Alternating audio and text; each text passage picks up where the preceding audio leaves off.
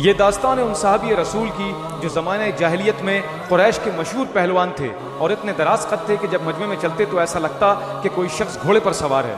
आपके इस्लाम कबूल करने के बाद रसूलुल्लाह और मुसलमानों को ऐसा हौसला हुआ कि सब खाना काबा में जाकर इबादत करने लगे जो इससे पहले नहीं कर सकते थे।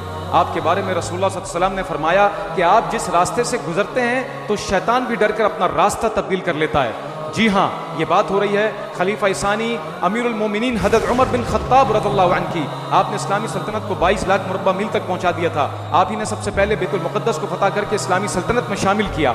इतनी बड़ी सल्तनत के खलीफा होने के बावजूद आप दरख्तों के नीचे टाट पर सो जाया करते थे।